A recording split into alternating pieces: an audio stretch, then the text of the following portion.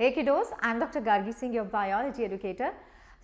ये वीडियो जो मैं आपके लिए अभी बना रही हूँ, इस वीडियो को मैं दो पार्ट्स में डिवाइड करने वाली हूँ बच्चों। पहला पार्ट ये होगा, पहले पार्ट में हम डिस्कस करेंगे कि क्या नीट 2025 पेपर डिफ़िकल्ट होने वाला है या नहीं होने वाला है। दूसरी चीज़, होने वाला है तो डिफ़िकल्टी से क्या मतलब है, like what does a paper that is tough mean, क्या होगा, क्या एनसीईआरटी के बाहर आने वाला है, एनसीईआरटी से आएगा तो किस तरीके से आपके क्वेश्चंस फ्रेम करे जाएंगे, वो डिस्कस करेंगे। Also I am going to tell you some chapters जहां से आप एक्सपेक्ट कर सकते हैं डिफिकल्ट क्वेश्चंस इस तरह के। एंड ऑल्सो एक डिस्क्लेमर है कि सारे के सारे चैप्टर्स इंपॉर्टेंट है, लेकिन हाँ, इन चैप्टर्स को हमें थोड़ा और ध्यान से करना पड़ेगा। So let's get started. And अगर वीडियो अच्छा लगे तो वीडियो को ज़रूर लाइक करना, अपना प्यार देना और कॉमेंट्स में ज़रूर बता के जाना कि यस मैम हमें हेल्प हुई। ठीक है, चल। सो पहली चीज़ तो मैंने आपको बोली थी कि क्या नीट 2025 का पेपर डिफ़िकल्ट होगा।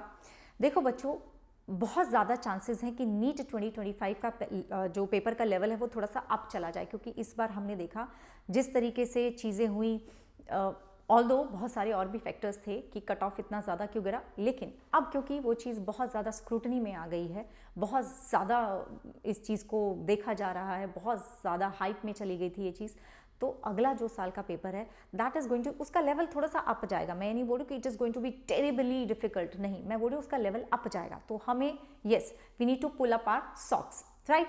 तो ठीक है, लेकिन मैम जब आप बोलते हो कि डिफिकल्ट पेपर है, उसका मतलब क्या है, what does a tough paper mean? क्या पेपर हमारा आउट ऑफ एनसीईआरटी होगा? इस बार हमने देखा कि एक क्वेश्चन हमारा एनसीईआरटी से बाहर आ गया था एवोल्यूशन का, क्या ऐसा होगा?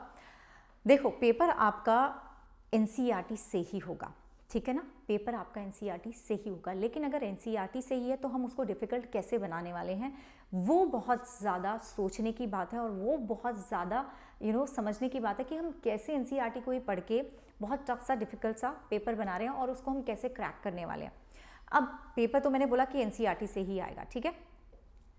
एनसीईआरटी से अगर पेपर आ रहा है तो मैं उसका लेवल अप कैसे कर सकती हूँ? नंबर 1, मैं पेपर को डिफ़िकल्ट बना सकती हूँ।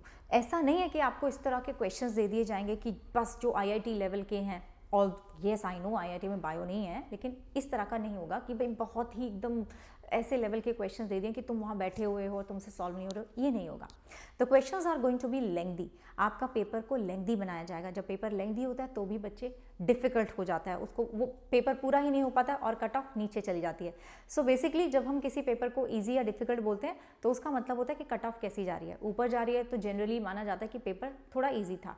अगर कट ऑफ कम जा रही है तो मतलब जनरली आपका जो पेपर है वो थोड़ा सा क्या है, थोड़ा डिफिकल्ट बन गया है। डिफिकल्ट बनाने के लिए मैं क्या कर सकती हूँ, उसको लेंथी करूँगी। And definitely this is going to happen, this is definitely going to happen कि आपका पेपर और भी लेंथी हो जाएगा। कैसे बनाऊंगी मैं लेंथी? स्टेटमेंट वाले क्वेश्चंस डाल के, जो आपका क्वेश्चन है उसको इतना लेंथी बना देंगे कि पढ़ने में ही बच्चे का टाइम चला जाए। जो ऑप्शंस होंगे वो भी काफ़ी लेंथी होंगे, पढ़ने में बच्चे का टाइम चला जाए। एसर्शन एंड रीज़न का जो नंबर है वो बढ़ जाएगा, उसमें भी आपको टाइम लगता है because there is critical thinking, ठीक है। क्रिटिकल थिंकिंग का वो क्वेश्चन हो गया। सो यस, एक तो ये चीज़ हो सकती है। दूसरी, बच्चे आपके कॉन्सेप्चुअल बेस्ड क्वेश्चंस आ सकते हैं।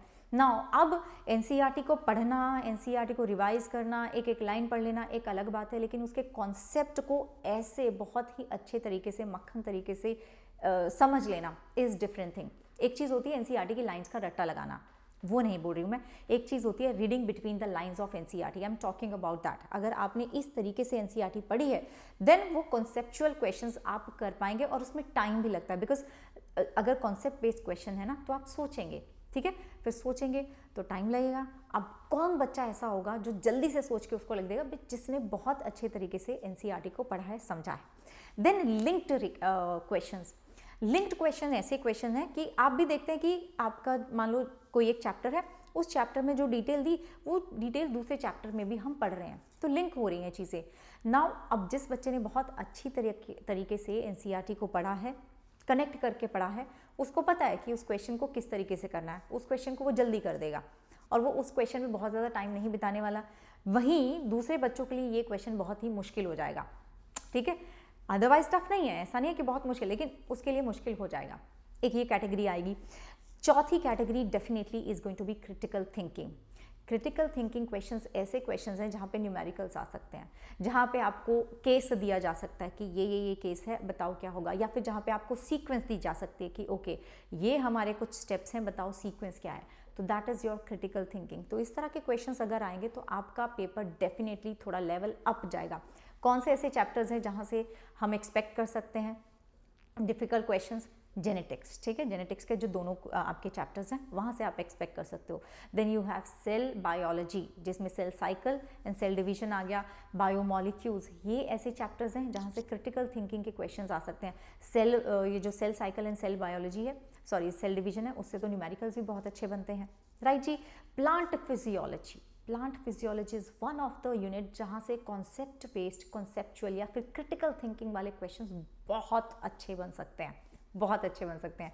एंड देन डेफिनेटली बायोटेक्नोलॉजी का जो यूनिट है उसमें दो जो चैप्टर हैं वो आपके बच्चे इस चीज़ में आ सकते हैं कि यस, यहाँ से आपके डेफिनेटली टफ क्वेश्चंस बन सकते हैं, डिफिकल्ट क्वेश्चन। और डिफिकल्टी का मतलब मैंने क्या बताया? डिफिकल्टी का मतलब मैंने ये बताया है, ठीक है। डिफिकल्टी का मतलब मैम ने ये बताया, it is not like something जो कि किसी से सॉल्व भी ना हो। ऐसे तुम्हारे पीछे कोई हाथ धो के नहीं पड़ा है कि तुम्हें ऐसे क्वेश्चन देने जो तुमसे सॉल्व ना हो, नहीं। सो इसके लिए हम क्या कर सकते हैं, इसके लिए बहुत अच्छा है बच्चे कि आपके पास इस तरह के क्वेश्चंस ही अगर आ जाएं तो बहुत अच्छा रहेगा कि आप इस तरह के सारे क्वेश्चंस कर लें। और वो आपको कहाँ मिलेगा? वो आपको मिलेगा मेरे फिनिक्स बैच में, ठीक है। ये बैच हमारा शुरू हो रहा है 31 जुलाई से शुरू हो जाएगा, ओके। अमेजिंग टीचर्स आ गया, फिजिक्स, केमिस्ट्री, बायोलॉजी मैं आपको पूरा पढ़ा रही हूँ, ठीक है। चाहे 11th हो 12th हो, सारा बायो मैं आपको पढ़ा रही हूँ, बॉटनी हो, जूलॉजी हो ना।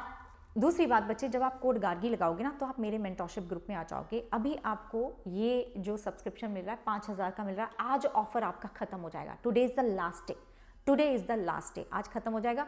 और जब आप मेरा कोड लगाओगे तो आपको ये एक्सक्लूसिव प्रैक्टिस मटेरियल भी मिलेगा, जिस तरह के क्वेश्चंस की मैं बात कर रही हूँ, ना सिर्फ बायो के लिए लेकिन केमिस्ट्री और फिजिक्स के लिए भी मिलेगा, ठीक है।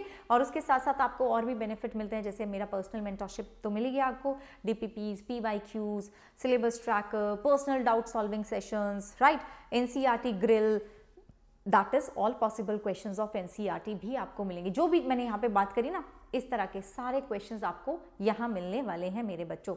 माइंड मैप्स मिलेंगे, शॉर्ट नोट्स मिलेंगे। तो this is the time, grab the opportunity. यही टाइम है बच्चों, यही टाइम है कि आपको ये सारी चीज़ें मिल सकती हैं। और टाइमली शुरू करोगे तो टाइमली आपका सिलेबस भी खत्म होगा, सिलेबस खत्म होगा तो रिवीजन भी करोगे। रिवीजन जितना ज़्यादा होगा उतने ज़्यादा आपके चांसेस बढ़ते जाएंगे कि आप अपनी सही डायरेक्शन में जा रहे हैं, आप अपने सपने को सच करने की डायरेक्शन में जा रहे हैं। तो दिस इज़ अबाउट इट, ठीक है ना। एंड ऑल्सो एक और चीज़ बताती हूँ, ये जो हमारा बैच है फिनिक्स प्रो बैच, इसमें आपको एक्सेस मिल रहा है स्पेशल रैंकर ग्रुप का।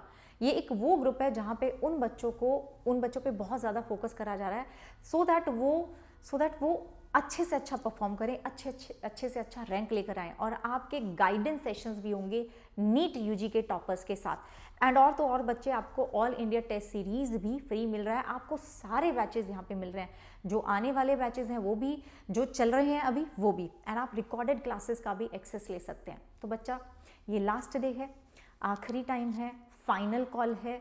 एक अच्छा कॉल लो, एक अच्छा डिसीजन लो और अपने सपने को, आपका जो ड्रीम है डॉक्टर बनने का, उसको सच करके दिखाना है। और जैसे कि मैं हमेशा बोलती हूँ, कमेंट्स में हर बच्चा लिख के जाएगा #lastNEET, this is going to be your last NEET. तो मैं मिलती हूँ बच्चे आपको, ठीक है। Take care, bye bye and keep hustling, keep working hard. आप जहाँ जाना चाहते हो आप वहाँ ज़रूर पहुँचोगे।